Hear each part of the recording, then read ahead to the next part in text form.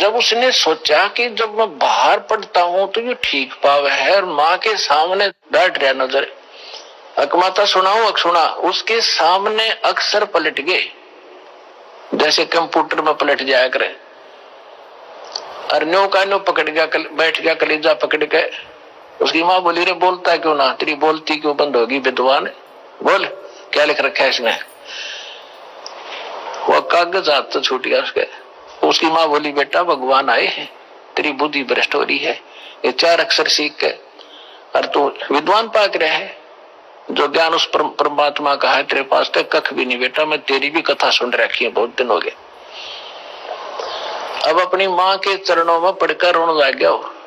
जो बोला, माँ मैं तो घना नीच हूं, सचमुच जो वो बोल रहे थे सारी लिखी है पुराणों में, जो वो बतावे थे, और मैंने अहंकार वश कति नहीं मानी। तो परमात्मा बोली, बेटा मेरी आत्मा कह रही है तू इकलौता पुत्र है, और तू ऐसा बिरान माटी ऐसी दुर्गति होगी तो कुत्ते की योनि में जागा।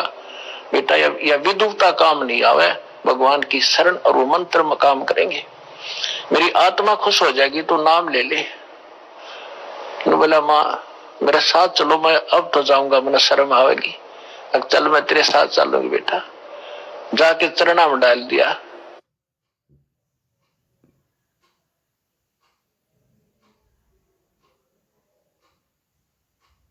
घेर दिया ब्राह्मणा ने, पंडित होकर दानक का चेला हो गया। ज्ञान तो स्वीकार करना दूर रहा, उसका इतना विरोध कर दिया, लेकिन वो भगवान को पहचान चुका था। उसने समझ में आ गई थी जात कहते कुछ भी डाल दो, मेरा तो दाव लग गया।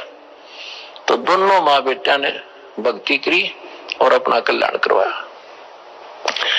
तो पुण्यात्माओं,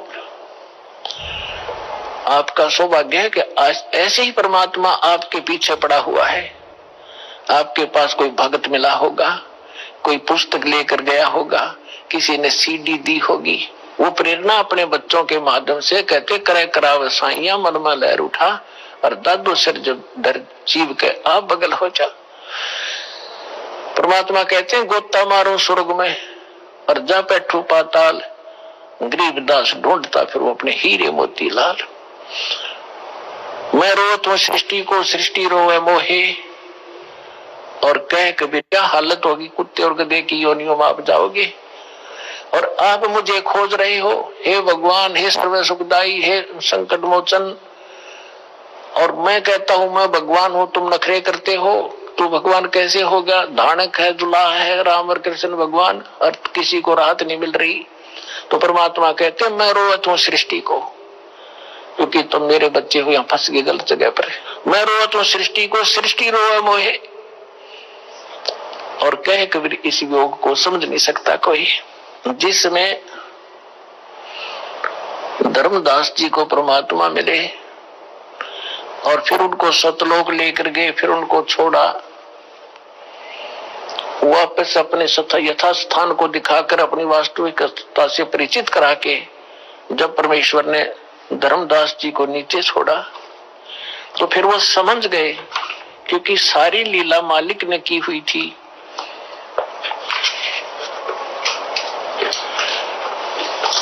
तो वो समझने के बाद परमेश्वर की महिमा को 30 प्रकार सुनाया। धन धन सतगुरु सत कबीर भगत की पीड़ मिटाने वाले। धन धन सतगुरु सत कबीर भगत की पीड़ मिटाने वाले, भगत की पीड़ मिटाने वाले, भगत की पीड़ मिटाने वाले। धन धन सतगुरु सत कबीर भगत की। रहे नल नील यतन करे हार, तब सतगुरु से करी पुकार। रहे नल नील यतन करे हार, तब सतगुरु से करी पुकार। जा सत रेखा लिखी अपार सिंधु पे सिला तिराने वाले।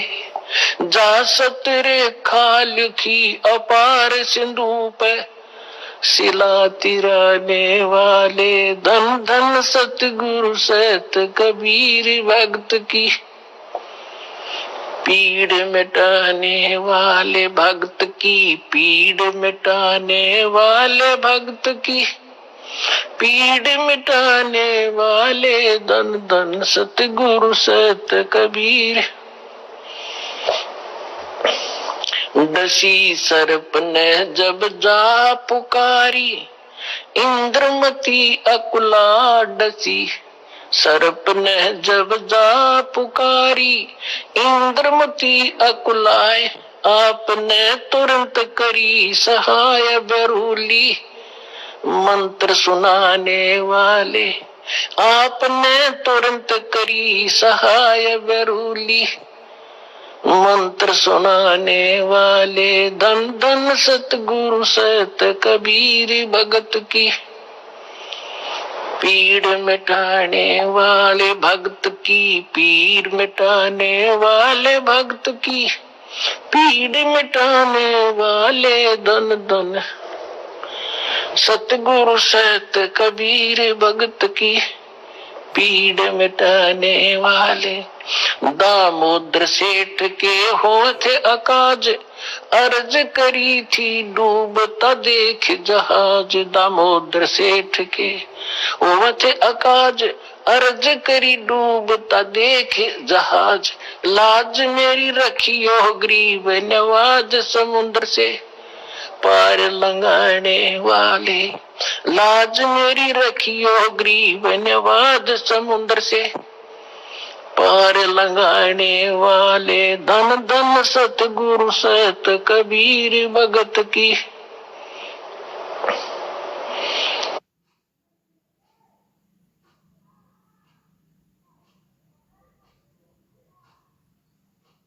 कह कर जोड़ दीन धर्मदास दरस दे, पूर्ण कर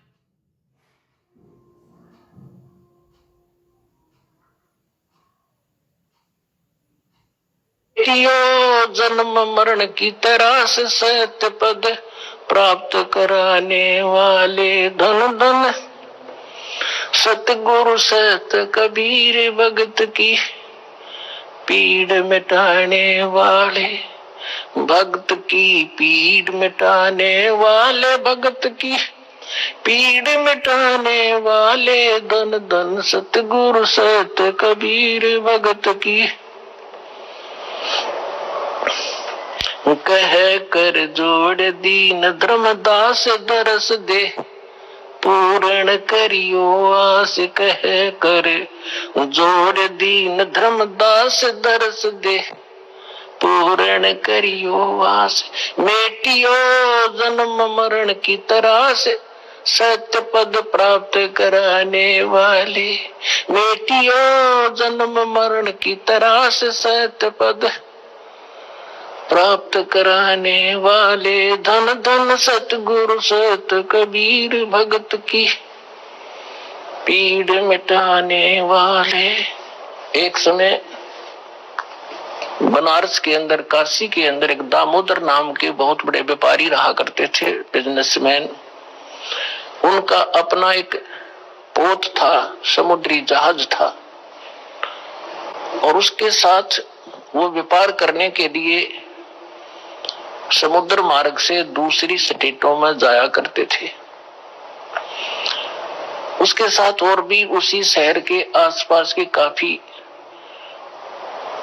अन्य बनिए लोग भी साथ जाते थे उसके जहाज में किराए पर, और अपना सौदा लाया करते थे।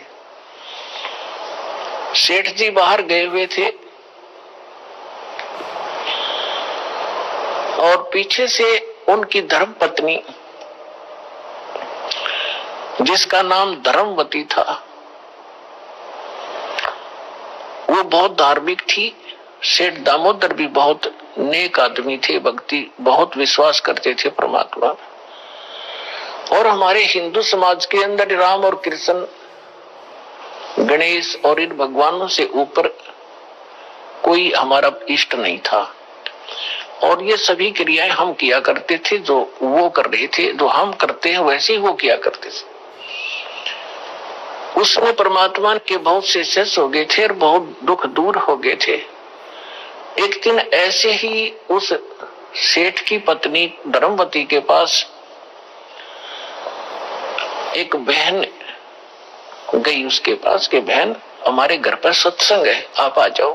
तो उसने सोचा चल, वो बहन ज्यादा उसके निकट थी और पहले कई बार चर्चा कर रखी थी उसने परमात्मा की। तो धर्मवती ये कहा करती कभी आसपास आपके गुरुजी आवे तो उसमें बताना, मैं दीक्षा अगर ज्ञान समझ में आ गया तो मैं दीक्षा लूंगी, वैसे नहीं लूंगी। तो उस बहन ने अपना सत्संग करवा लिया और उसको अपनी सहेली को आमंत्रित किया। अपने आत्माओं परमात्मा का ज्ञान और ज्ञान सब ज्ञानड़ी, कबीर ज्ञान सो ज्ञान, जैसे गोला तोब को करता चले मैदान। परमात्मा ने सृष्टि रचना सुनाई। परमात्मा जहां भी नया सत्संग करते थे सबसे पहले सृष्टि रचना सुनाया करते थे और फिर मालिक की वाणी में उनके शब्द में ज्यादा कसकती आत्मा तुरंत खिंच जाती थी। सारा ज्ञान सुना। धार्मिक देखो पुण्यात्मा होती है ना, वो घनी अटबट नहीं करा करते, सारा प्रमाण सामने और फिर अग्रम अग्रम। तो धर्मवती उस बहन का एकदम सिर गया शरीर। जब सत्संग परमात्मा ने कर लिया 2 घंटे और बैठ गए 10-20 भगत थे, अपने अपने कहने लगे। तब उसने परमात्मा ने कहा बेटा दीक्षा लेगी।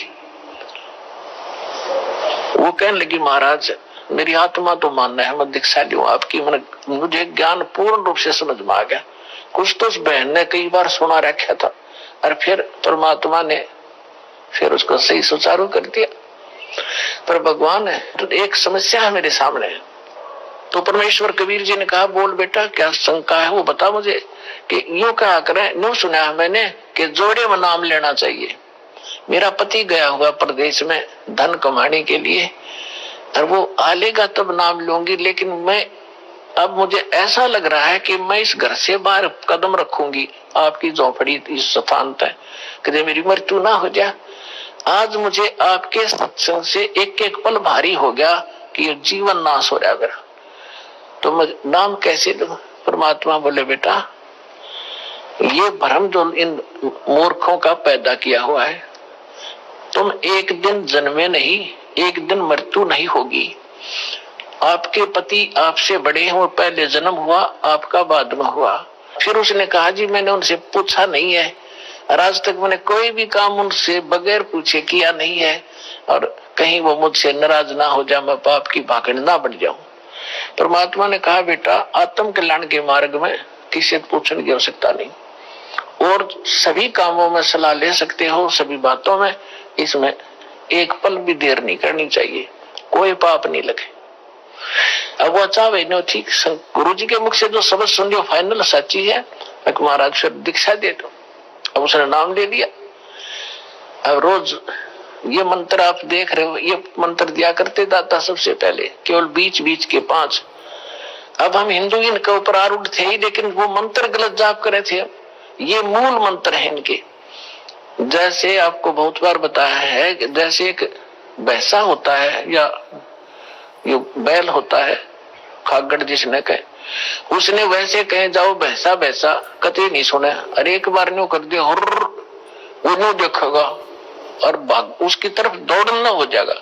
तो उसका अट्रैक्शन है, विवश है उसके उस शब्द से, वो खिंच जाता है। तो ये वो मंत्र है और परम संत से लिए बिना ये मंत्र सूखे जाप करने तो लाभ नहीं हो। एक नियम है, उस नियम के अनुसार ही आपने चलना पड़ेगा। तो ये मंत्र दिए उसने, मतलब गदगद होगी अक्सर भगवान ही न था। ये यही तो हम देवता पूजा करते थे। परमात्मा ने कहा बेटिया पूजा नहीं है, ये यहाँ के संरक्षक है और मूल पूजा तो सतगुरु की है। और परमात्मा ने उस समय ये तत् और सत और सार, ये सार नाम ये छुपा कर रखना चाहिए। प्रथम मंत्र इसलिए दिया था कि इनके संसारिक काम सुलझे रहेंगे, इनको सुख होता रहेगा, इनकी भगवान में आस्था बनी रहेगी और इस मंत्र से इनका जन्म मनुष्य का होता रहेगा। इन आपको यहाँ तक लाना था इस बिचली पीढ़ी तक। धर्मदास मेरी लाख दुहाई, ये मूल ज्ञान और मूल मंत्र की बाहर ना जाए। मूल ज्ञान बाहर जो पड़ी बिचली पीढ़ी हंस नितरी। मूल ज्ञान तब तक छुपाई जब तक द्वादश पंथ ना मिट जाए। जब तक ये कलयुग 5505 वाला समय नहीं आना था तब तक इसको गुप्त रखना था। सभी महापुरुषों से परमात्मा ने प्रतिज्ञा दिला दी थी। तो इस मंत्र को पागवत गदगद होगी, खूब डट कर भजन करे, आत्मा बिल्कुल खुश होगी। जो भूत प्रेत की बाधाएं थी थोड़ी बहुत सबके घर में बढ़ रहेंगे, वो भाग भूगे, उड़गी सी काया होगी। अब क्या हुआ, सेठ जी आए 1 महीने के बाद में। अब वो बुद्धिमान बहुत थी, उसने सोचा कि मेरे पति को यदि कोई थर्ड पर्सन नु बतावेगा कि तेरी पत्नी सत्संग में जाती है और रात को जाती है, क्योंकि परमात्मा अधिकतर रात को सत्संग करते थे, क्योंकि दिन में तो किसी को फुर्सत नहीं छोड़ रखी काल ने धंधे में। तो उसने सोचा कि ये कहीं इसके मन में मेरे प्रति कोई दोष ना आ जा और हमारा घर नरक बन जावे। अब क्या हुआ, जिस दिन वो सेठ वापस आया उसी दिन सत्संग था भगवान का और किसी के आसपास ही। तो उसने सोचा कि अपने पति को मैं पहले बता दूं सारी कहानी, और ये ऐसा व्यक्ति है अगर मेरी बात को ये मान लेगा तो फिर ये किसी की नहीं सुनेगा। तो जब वो खाना खाने लगा, खाना खिलाते समय उसकी पत्नी ने कहा, जी मेरे से गलती बन गई और मुझे क्षमा करना, करोगे, माफ करना। तो वो कहने लगा कि मैं अपनी पत्नी पर विश्वास करता हूं, मेरी पत्नी ऐसी गलती नहीं कर सकती जो अक्षम्य ना हो। फिर भी बता, अग जी सचमुच माफ कर दोगे, गुस्सा तो नहीं होगे? अगर ना तू बता। मैंने जी आपके पूछे बिना, मैं ऐसे मेरी पड़ोसन नाम ले रखा है और उसके साथ में सत्संग में चली गई और परमात्मा की वाणी सुनी मैंने, मेरा दिल कर गया नाम लेने, और मैंने आपसे पूछे बिना दीक्षा ले ली। तो वो बोला, बड़ी अच्छी बात, इसमें क्या पूछना था? या कोई बुरा काम किया तूने? भगवान की भक्ति की, बहुत अच्छी बात है। उसका उल्गा सा हृदय हो गया कि भगवान बड़ी दया करी दाता, ये तो बिल्कुल सरल देसी बन गया। फिर उसने एक और पॉइंट सोचा कि एक बार इसको वो सत्संग सतल दिखा दूं जहां हम जाते और आते हैं, ताकि लोग इसको भ्रमित ना कर दे, तेरी पत्नी रात में भी जाती है तो यू आदमी का जल्दी सी सेट नहीं होया करे। और उस दिन सत्संग भी था। तो उसने कहा, जी ऐसा है, गुरुजी का आज सत्संग है वहां पर, और मेरी साथ की सारी सहेली चली गई, मैं आपके भोजन पानी में लग गई और देर होगी और ना गई तो गुरुजी के दिन नाराज हो जा, आप मेरे साथ चल पड़ो। तो वो कहने लगा, देखो मैं थका हुआ हूँ, दूर से आया हूँ, आप जाओ। और लो बोली, आप मैं जाऊं कैसे, रात का काम कोई साथ नहीं मेरे। तो कहने लगा, मैं चल पड़ूंगा और जाते मुझे नींद आवेगी, बता मैं क्या सत्संग सुनूंगा। उसने पता था कि एक बार यू चल पड़ा और सत्संग सुन लिया तो आली नींद इसने। तो वो कहने लगी, आप यूं करियो, पीछे से बैठ जियो, नींद आ जाए तो सो जाइए, गुरुजी कुछ ना कहा करे। तो उसने सोचा चल फिर तो कोई बात नहीं। वो दोनों पति पत्नी आ गए। अब बैठ गई पाछे ने, वो बैठ गया पीछे ने, भगतनी बैठ गई भगतमतियों में। परमात्मा ने वह सृष्टि रचना फिर सुनाई। वो तो जाने थे चोट ने सामने मारना। अब लाला जी ने किसी नींद आवे थी, वक्त कलेजा फट गया, थर थर का पैगात सारा, अरनोके सोके सुने ज्ञान कड़ी कसूती तरह। अब सारा ज्ञान सुन लिया। जब अपनी उसकी पत्नी आई, जी नींद तो नहीं आई? नींद करे मेरे तो बेचैनी होगी, काहे की नींद आवे थी? एक नो पूछ ले गुरुजी ते मुझे नाम दे देंगे। तो उसने जाके कहा, महाराज जी भगत जी आए हैं और यूं कहे दीक्षा मिल जाएगी। कहा बेटा बोला। तब उसने क्या बोली, कहा जा नाम देंगे आपको। सेठ जी जाकर बैठ गया पास में, कहने लगा, भाई सुन ले लाला जी। परमात्मा बोले, देखो सेठ जी, आप हो इन देवताओं के गणे पुजारी और परमात्मा का नाम लेने के बाद आन उपासना नहीं करनी होगी। वो कहते 100 वर्ष सतगुरु की पूजा एक दिन आन उपासी और वो अपराधी आत्मा फिर पड़े काल की फांसी। 100 वर्ष गुरु की अनुसार साधना कर ली, सतगुरु के अनुसार, एक दिन भी आन उपासना कर ली ना किसी देवी देवता की, पिछली सारा बट्टा बैठ जाएगा तेरा। तो लाला जी बोला, सेठ दामोदर कहने लगे, महाराज जी मैं बाणिया हूं और सौदा करना खूब जानता हूं, मैंने सारा कुछ सुन लिया और सब कुछ देख लिया। आज मैंने सारे कथा सुन रखी खूब बड़ी बड़ी, जो ज्ञान आपने दिया इस पृथ्वी पर नहीं, और मैं जो वचन कराया करूं दाता और पक्का करता हूं, आप मेरे गुरु, मैं आपका चेला। फिर कहा कि भी देख, मैं दानक और तू लाला जी, कल न तेरी बरादरी वाले भी तुझे धिक्कारेंगे। बोला जी मुझे नाम दो और आप साथ रहियो दास के, जो होगा सो देखी जाएगी, मुझे दीक्षा दो। और परमात्मा ने कहा कि और उपासना नहीं करोगे फिर किसी देवी देवता की, नहीं तो नुकसान हो जाएगा। लेकर नाम और परमात्मा का हाथ से चित्र बनाया करते थे, वहां जब का हाथ से बनाया करते थे, सब जगह मिला करते थे। वो फोटो ले गया, जो विधि बताई थी विधान वो शुरू कर दिया आपने। फिर कुछ दिन के बाद वो कई दिन सत्संग सुने, फिर व्यापार में जाना था तो सभी वो दूसरे व्यापारी भी साथ थे। अब उसने क्या किया, उस जहाज के अंदर उसने अपना एक कक्ष बना रखा था जिसमें सारे देवी देवताओं के फोटो थे, और वहीं अपना घंटी बजाया करता, बैठ कर आरती करा करता, जय गणेश देवा माता थारी पार्वती, ये सारी कथा सारी आरती करा करता। अब उसने क्या किया, जाके पहले सारी मूर्ति उठाई और समुद्र में जहाज उठाए, समुद्र में जल प्रवाह कर दी और एक फोटो परमात्मा कबीर जी का लगा लिया। अब दूसरे जो थे वो लाला जी, उन्हें देखा रहे दामोदर ये देवी देवताओं के फोटो कहाँ गए, तो उसने बताया भाई मैंने दीक्षा ले ली गुरु जी से, और गुरु जी का जो सतगुरु की पूजा करते हैं ना, वो देवी देवताओं की पूजा नहीं करनी होती, इसलिए मैंने वो आदर के साथ जल प्रवाह कर दिया। तो वो सारे कहने लगे रहे तू बट्ठा बैठावेगा, तेरा नाश हो जाएगा। क्या है ये कबीर, ये धानक एक जुलाहा, इसकी कड़फंटी में आ गया तू, कहाँ बातों में आ गया, तुम देवता छोड़ दिए, रामकृष्ण जैसे बलवान भगवान छोड़ दिए, देखना तेरा क्या होगा। वो बोले भाई कुछ भी हो मेरे साथ, आप अपनी क्रिया करो, मैं आपको ना कहता, आप मेरे पीछे क्यों पड़िए, मैं अपनी करूंगा, आप अपनी करो। अब उस दिन उसके बाद उसको कबीर कहने लगे कि यू आ गया कबीर, दामोदर कहना छोड़ दिया। ने बोला भाई कुछ भी कहो, थारी भी जी पवित्र है, भगवान का नाम लेने थे, ठीक है मुझे मालूम है तुम किस विषय से कह रहे हो, कोई बात। अब वो चले गए और सब अपना माल लाद के बच्चों समेत जा रहे थे कुछ तो, क्योंकि 3-4 महीने वापस आया करते थे।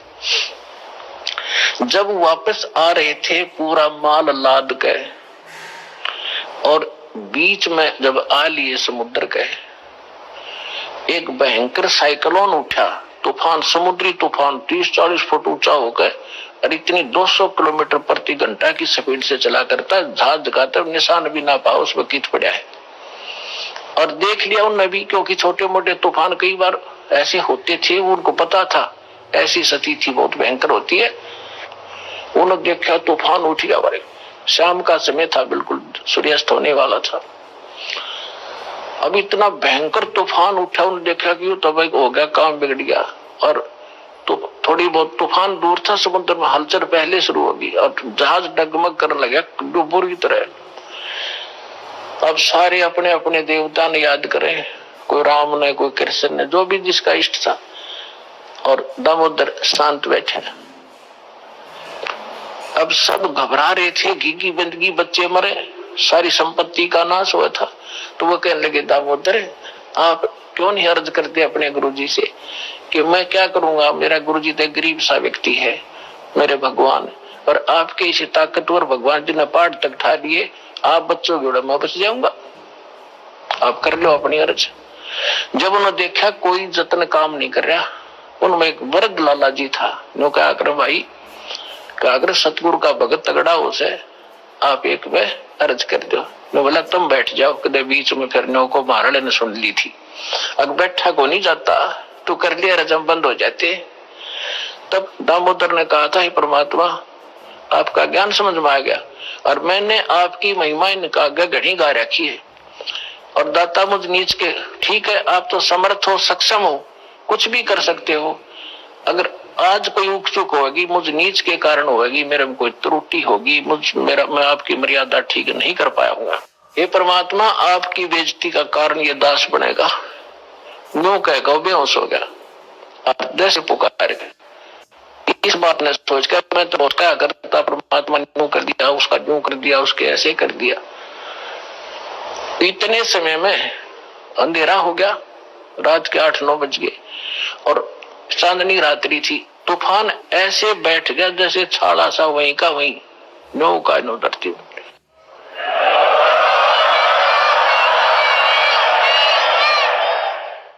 और समुद्र के जल में जरा सी भी हलचल नहीं। अब उस दामोदर को पानी के छींटे छाटे मार के मुंह पे होश में लाए। तब उन्होंने कहा कि भाई दामोदर, हमसे बड़ी घनी गलती हुई, हमने आपके गुरुदेव की बेइज्जती करी, हम कति नीच प्राणी हैं। और उन्होंने संकल्प कराया था कि यदि आज जान बच गई, हमारे भगवान तो फेल हो लिए, जब आज ये तूफान रुक गया, हमारी जान बच गई दामोदर, हम तेरे साथ चलाएंगे, नाम लेंगे उस परमात्मा का। तब दामोदर को कंधे पे बैठा लिया उन लालाओं ने बोले, बोलो दामोदर की जय। ने बोला नहीं, जय बोलो जिसने यू काम कराया है, बोलो कबीर परमेश्वर जी की जय हो।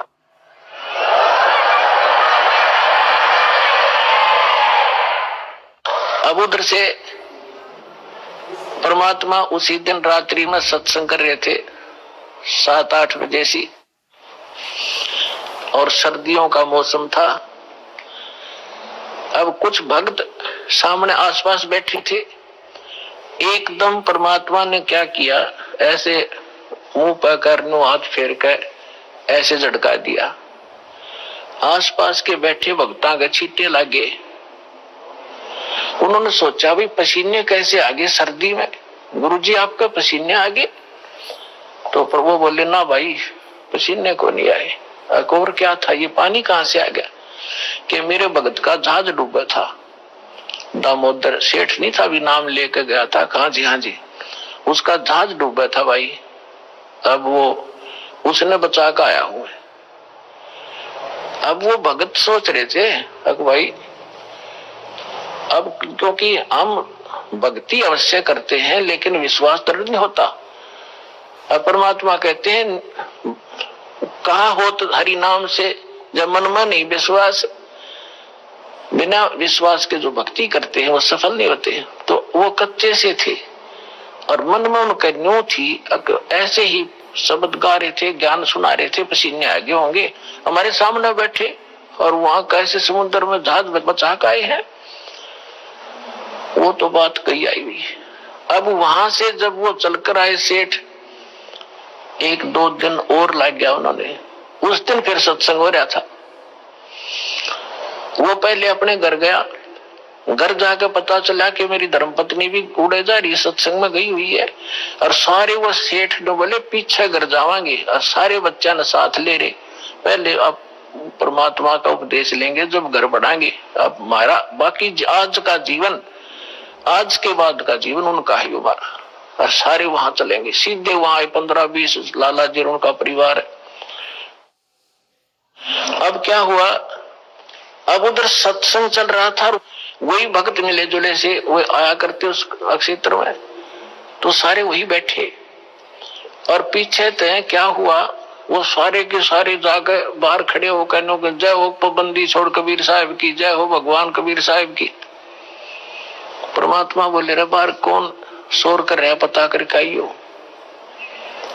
अब जो ही वो बाहर गए भक्त पता करने आंगन से बाहर, तो उन्होंने देखा दामोदर को, वो सब जाने थे क्योंकि वो आते जाते थे सत्संग में।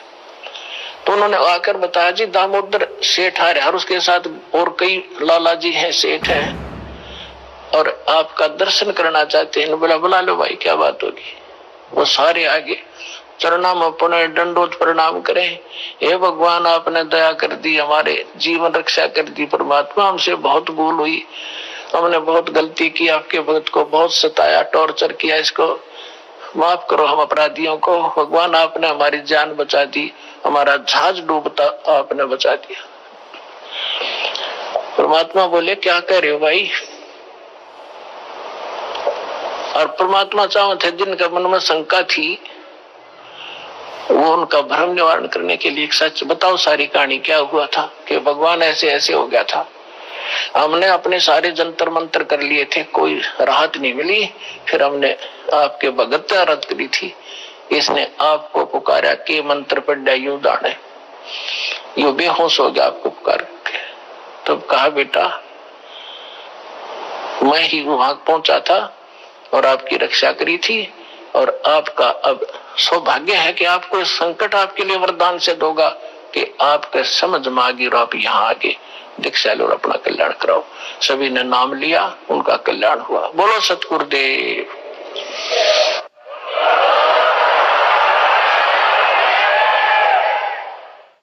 दामोदर सेठ के हुए थे अकाज, अर्ज करी डूबता देखे जहाज। दामोदर सेठ के हुए थे अकाज, अर्ज करी डूबता देखे जहाज।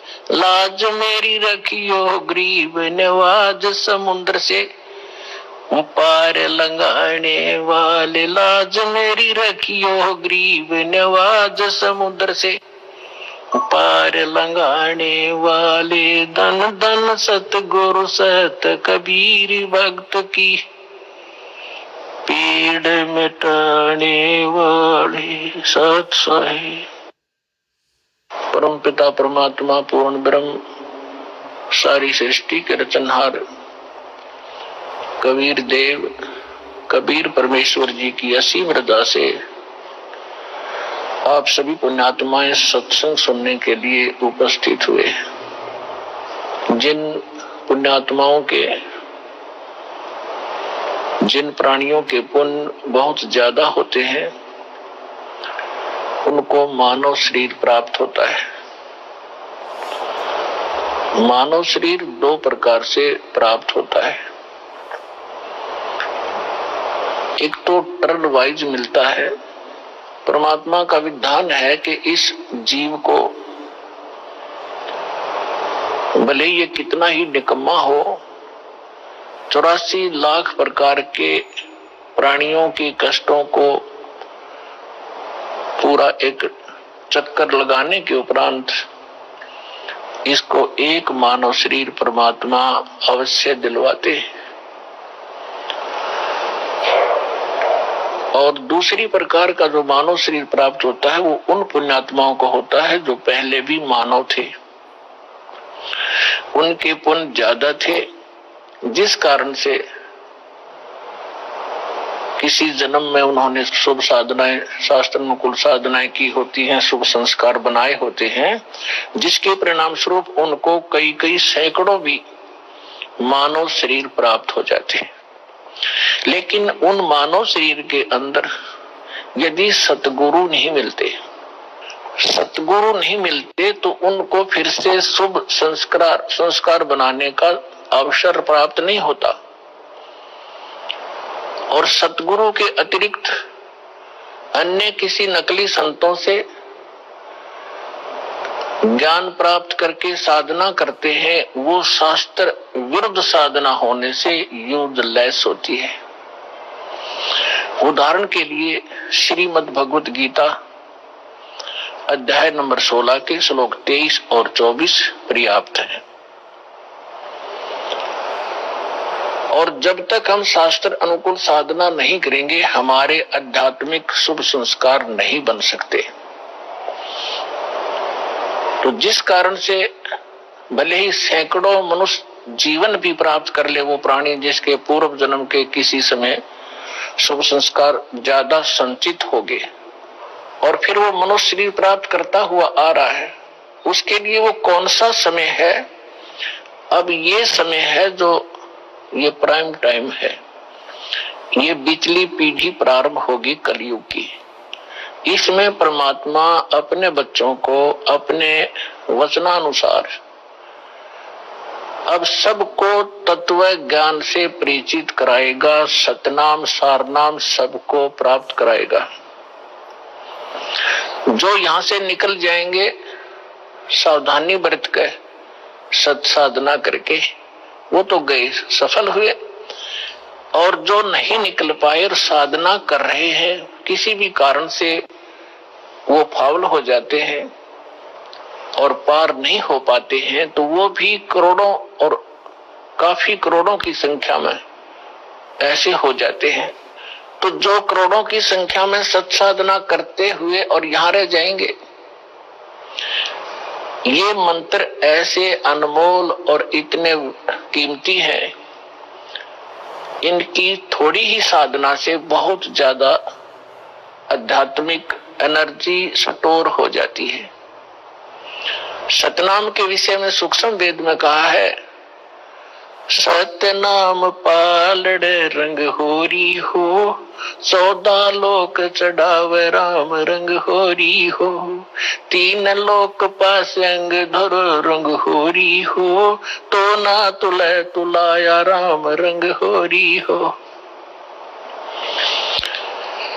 जैसे हम यहाँ के त्योहार मनाते हैं, होली, होली मीन खुशी से हम एक दूसरे के साथ रंग उछालते हैं, तो परमात्मा कहते हैं ये होली जो आप मनाते हो ये नकली है, ये काल प्रेरित है। एक व्यक्ति का युवा पुत्र मर गया होली से 2 दिन पहले, ना वो स्वयं होली मना पा रहा है, ना उसके रिलेटिव और ना उसके मोहल्ले वाले। तो अब कहां गई वो होली जिसको इतना इंपॉर्टेंट त्योहार मान रहे थे? तो परमात्मा और उससे परिचित संत कहते हैं कि इस नकली सांग में, इस नकली स्थान पर आप ये नाचा गाई करते हो, आपने भांग पी रखी है, नशे में बकवाद कर रहे हो। इस भांग का नशा, काल की माया का नशा अज्ञानता में प्रेरित होकर कर रहे हो। यहाँ एक पलक में ना जाने के बिजली गिर जा, ऐसे लोक में तुम खुशी मना रहे हो। या तो जब आपको ज्ञान होगा, आंखों से आंसू नहीं सूखेंगे, हम के कष्ट उठा रहे हैं और आगे क्या जुल्म होगा हमारे साथ।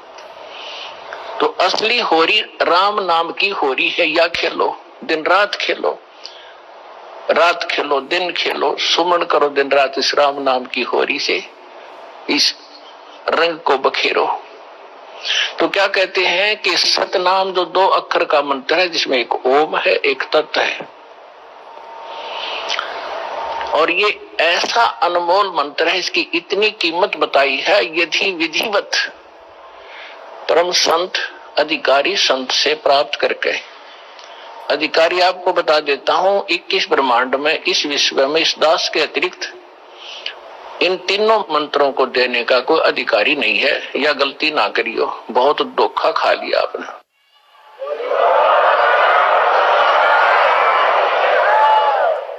और कोई निकम्मी आत्मा इस दास से मंत्र प्राप्त करके स्वयं संत बनकर ये दान कर रहा है, वो महा अपराधी है भगवान का।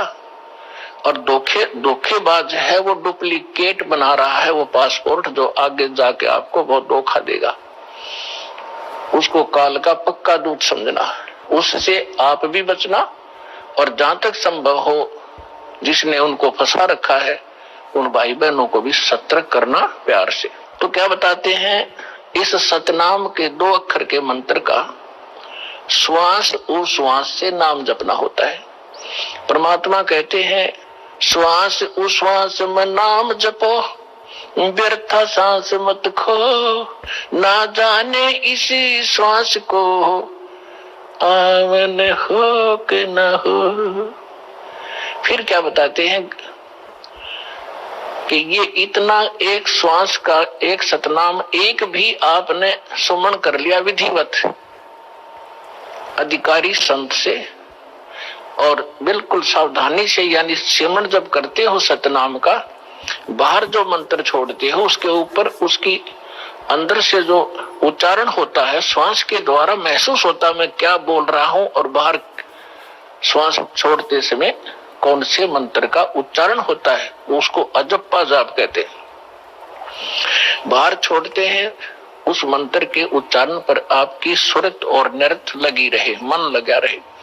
अंदर जौन सा लेते हैं, जो 2 अक्षर में से एक अंदर लेते हैं, उसके ऊपर भी आपका ध्यान रहे। वैसे मतलब नहीं कि आत्मा माला फिरती रहे, सांस चलता रहे और सुमन होता रहे, ये नहीं चलेगा। सुरत नृत और पवन, सुरत नृत मन पवन, ये चारों पदार्थ एकत्रित करने होते हैं।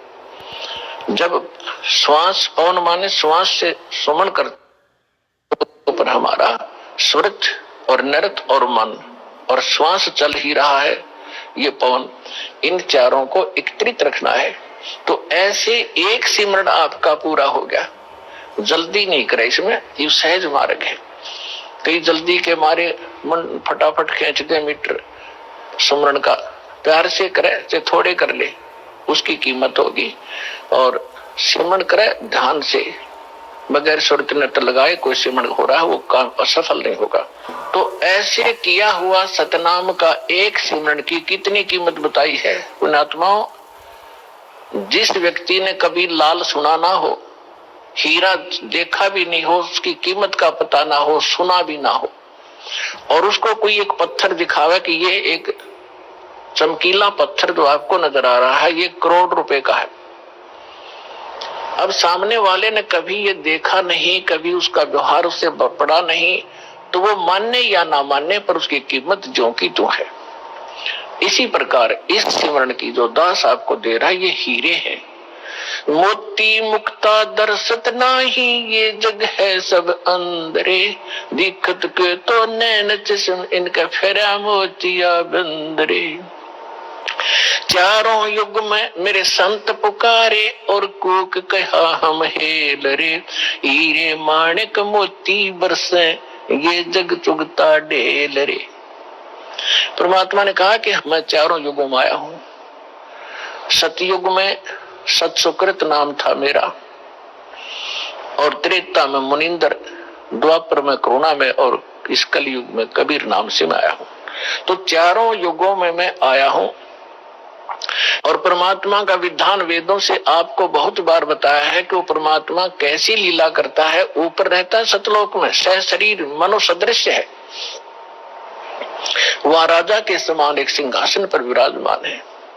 वहां से गति करके आते हैं या अच्छी आत्माओं को मिलते हैं, उनको अपने से परिचित कराते हैं सचखंड सतलोक ले जाके, फिर उनको वापस छोड़ते हैं। फिर वो परमात्मा से परिचित महापुरुष परमात्मा के उस यथार्थ ज्ञान को संसार के अंदर फैलाते हैं, और परमात्मा स्वयं भी वही काम करने के लिए आते हैं। एक कवियों की तरह लोकोक्तियों के माध्यम से अपने ज्ञान को प्रचार करते हैं। तो क्या बता रहे हैं, चारों युग में संत पुकारे, कूक कहा हम हेल रे, हीरे माणिक मोती बरसे, ये जग चुगता ढेल रे। हम सत्य ज्ञान और सत्य साधना रूपी हीरे और मोती आपके सामने बखेरते हैं, और आपने उनकी पहचान नहीं है। आप ये कंकर पत्थर आन उपासना, अन्य देवी देवताओं की पूजा, ये भूत पूजाएं करके आप कंकर पत्थर इकट्ठे कर रहे हो, ये सोचकर ये बहुमूल्य होंगे। तो यहां परमात्मा कहते हैं हीरे मोती माणिक बरसे, ये जग चुगता ढेल रे। तो ये जो श्वास का सिमरण है, ये लाल है आपका, और ये जितने भी एकत्रित करोगे इनकी उतनी ही कीमत होगी जो अभी दास बताने जा रहा है। क्या बताते हैं कि एक सिमरण आपने कर लिया श्वास का, एक सतनाम के 2 अक्षर का, एक मंत्र बाहर छोड़ा, दूसरा अंदर लेते हैं, ये एक कंप्लीट मंत्र बन गया। देख कितना आसान सी बात, चलते कर लो, बैठ के कर लो, लेट के कर लो, सफर में बस में कर लो, रेलगाड़ी में कर लो, इतना सिंपल वे। इन अज्ञानियों ने इसको पहाड़ बना रखा था। खड़े होकर तपो, धोने लगा लो, व्रत रखो, जंगलों में जा बैठो, और फिर जंगल में चले गए रोटी के लिए, फिर आए गृहस्थी के पास, दिए माई अंडे धक्के खाते। अब सारा काम अव्यवस्थित कर दिया इन लोगों ने, अज्ञानियों ने। तो क्या बताते हैं परमात्मा कि इस सतनाम के एक सिमरन की कितनी कीमत है। होय होय। सतनाम पालड़ रंग होरी हो, तराजू के तखड़ी के एक पलड़े में सतनाम के एक सुमरण की कीमत रख दो, और दूसरे में पृथ्वी लोक की पूरी कीमत, स्वर्ग लोक की कीमत और पाताल लोक की कीमत, तीन, ये तो पासंग है। और दूसरी में 14 लोक, विष्णु जी का लोक, ब्रह्मा जी का लोक, शिव जी का लोक, दुर्गा का लोक और ये निरंजन का लोक, और ऊपर जो स्वर्ग के अंदर महास्वर्ग के अंदर आगे कई डिवाइड कर रखे। ऐसे ये कुल मिलाकर 14 लोक में बनते हैं, तल उतल ये नीचे के। परमात्मा कहते हैं 14 के 14 लोकों की कीमत दूसरे पलड़े में रख दो। एक पलड़े में सतनाम की एक वैल्यू, उधर 14 लोक चढ़ावे राम रंग होरी हो, और 3 लोक पासिंग धरे, पृथ्वी लोक, स्वर्ग लोक और पाताल लोक की को तो गिनती में भी नहीं है इसकी, उसके सामने कीमत।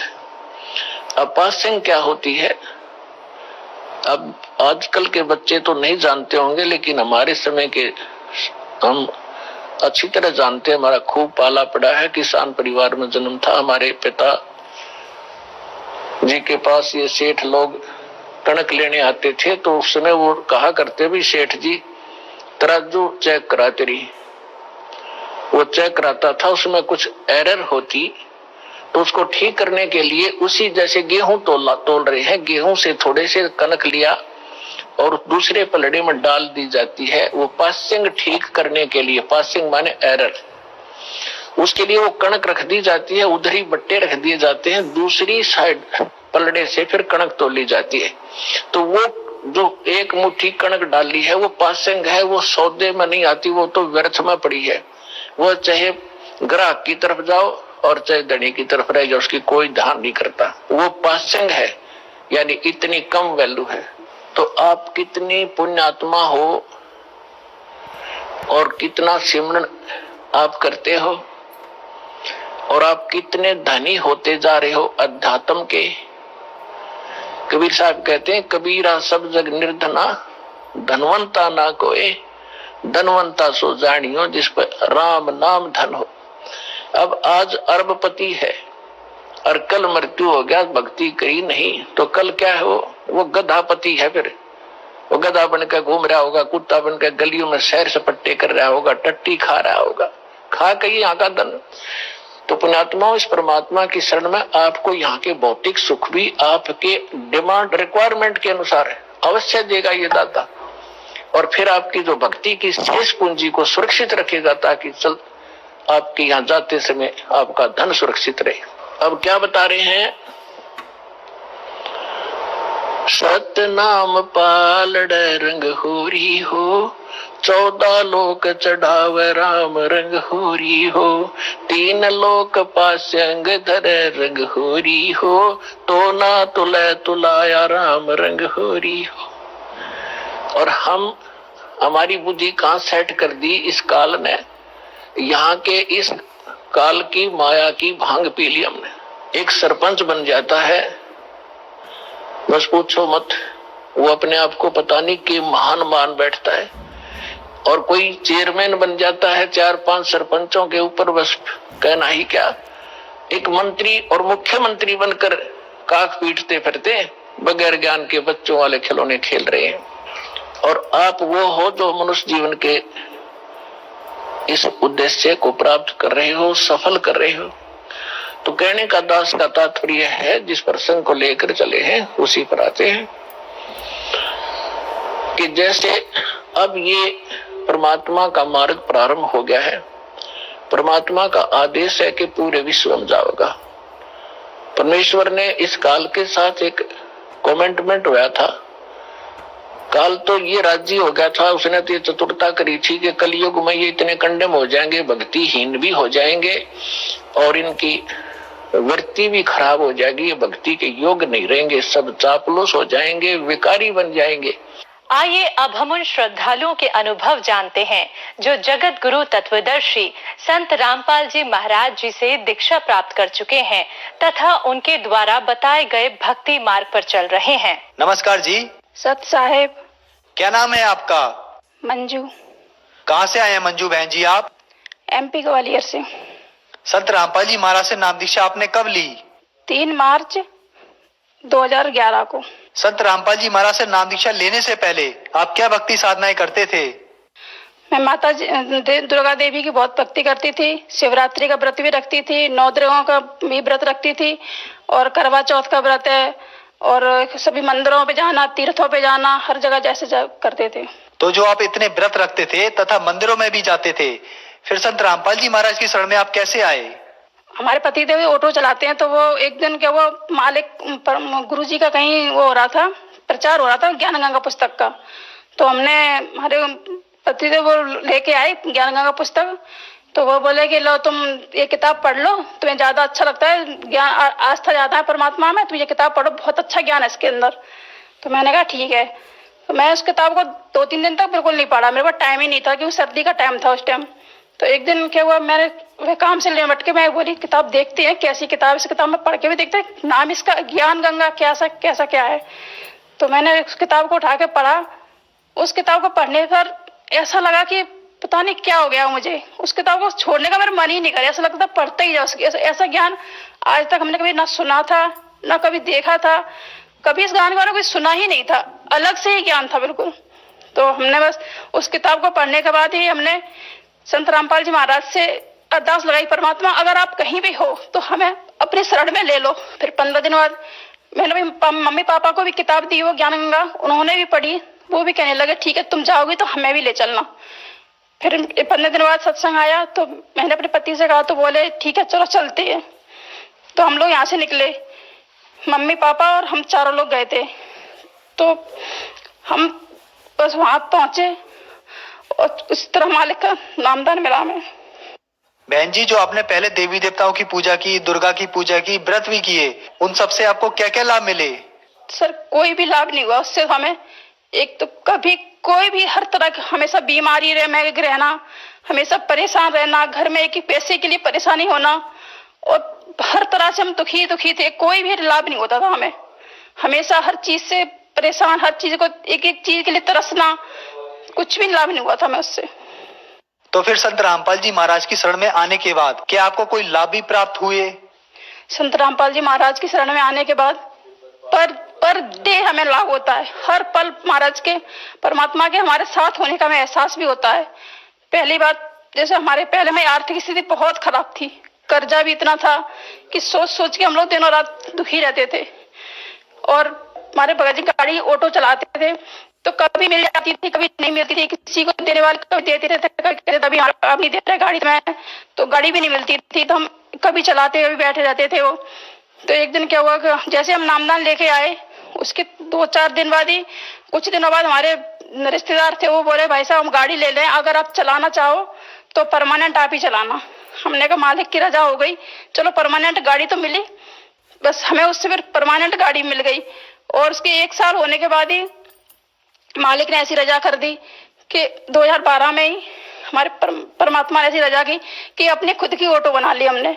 और आज हमारे पास मालिक की रजा से 3-3 गाड़ियां हैं और अपनी खुद की गैरेज है और सब लाभ है। और एक बार संत रामपाल जी महाराज ने हमारे बच्चे को जीवन दान दिया। एक दिन ऐसे साइकिल ऑटो स्कूल से आ रहा था, वो साइकिल से जाता है, तो एक वैन आई, सामने से उसको वैन दिखाई दी है पर उसमें एक्सीडेंट कब हुआ उसको कुछ खुद भी कुछ नहीं पता उसको। अब वो उसका सामने से वैन आके और उसको इतना तेज एक्सीडेंट हुआ कि उसकी साइकिल का रिम सहित पहिया को टेढ़ा हो गया और बच्चा भी कम से कम जमीन से 5 फुट तक ऊपर उछल गया और नीचे आके वो साइकिल पे ही बैठा। उसको ये नहीं पता चला मेरा एक्सीडेंट हुआ भी है या नहीं हुआ है, सिर्फ उसको इतना एहसास हुआ कि कुछ झटका सा लगा था। पूरे मोहल्ले के लोग इकट्ठे हो गए, उधर जो मकान बने हुए थे सब इकट्ठे हो गए, बच्चे का एक्सीडेंट हो गया बच्चा। और सब लोगों ने गाड़ी वाले को रोक के बस गाड़ी वाले को रोक लिया। बच्चा ने कहा सब छोड़ दो कुछ नहीं हुआ मुझे, और कह के घर आ गया। उसने मुझे बताया भी नहीं। मैं जब 1-2 घंटे बाद जब घर से बाहर कमरे में से बाहर निकली तो मैं साइकिल देखी। मैंने बेटा साइकिल में क्या हो गया ये? बोला मम्मी पता नहीं है, वो एक मेरा ना एक्सीडेंट हो गया था शायद, उसी टाइम पे ये गाड़ी मतलब साइकिल खराब हुई है। मैंने कहा कैसे एक्सीडेंट हो गया? कि वैन आ रही थी सामने से, पर मुझे सामने गुरुजी खड़े दिखाई दिए सफेद कपड़ों में, और बस मुझे नहीं पता फिर कब क्या हो गया। मैं सही हूँ। उस साइकिल को देख के जी कोई नहीं कह सकता इसके साइकिल में जो बच्चा हो वो बच भी गया होगा, और हमारे बच्चे की इतनी से खरोंच भी नहीं आई। अभी की बात है, कुछ दिन पहले की, मेरा बड़ा वाला लड़का गोलेगुंड उधर जा रहा था कहीं, तो मोटरसाइकिल से एक ऑटो वाले ने आके साइड से ऐसी टक्कर मारी, तो उसको पता भी नहीं चला। वो कह रहा मम्मी मैं गिरा हूँ, कैसे खड़ा हो गया मुझे खुद पता नहीं पड़ा, कब मैं गिर गया कब खड़ा हो गया। बस उसके जरा सी हल्की से हाथ में चोट आई है, और हेलमेट तक टूट गया, इतना तेज की चोट लगी थी। गिरा मतलब इतने तेज की गिरा था उस पे। और मैं भी पहले बहुत बीमार रहती थी, पहले मुझे टीबी बीमारी थी, उसका मैंने इलाज भी करा लिया। हमारे ग्वालियर में ये बिरला हॉस्पिटल है, वहां से मेरा इलाज कराया था मैंने।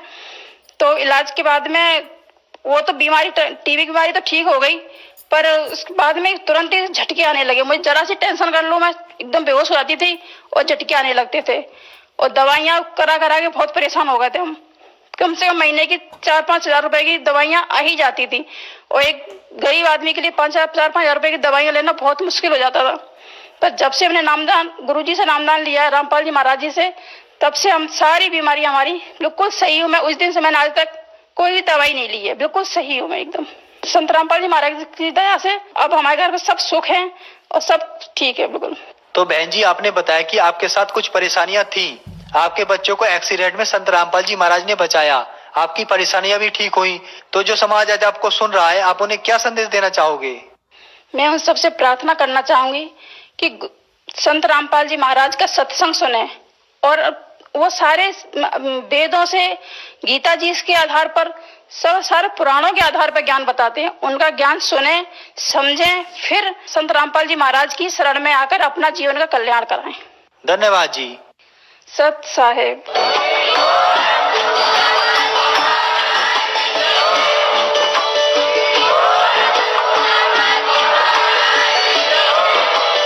आप सुन रहे थे जगत गुरु तत्वदर्शी संत रामपाल जी महाराज जी के मंगल प्रवचन। अधिक जानकारी के लिए विजिट कीजिए हमारी वेबसाइट www.jagatgururampalji.org। संत रामपाल जी महाराज जी के शुभ आशीर्वाद से पूरे विश्व भर में 500 से भी ज्यादा नाम दीक्षा केंद्र हैं, जिन पर संत रामपाल जी महाराज जी द्वारा ऑनलाइन निःशुल्क नाम दीक्षा दी जा रही।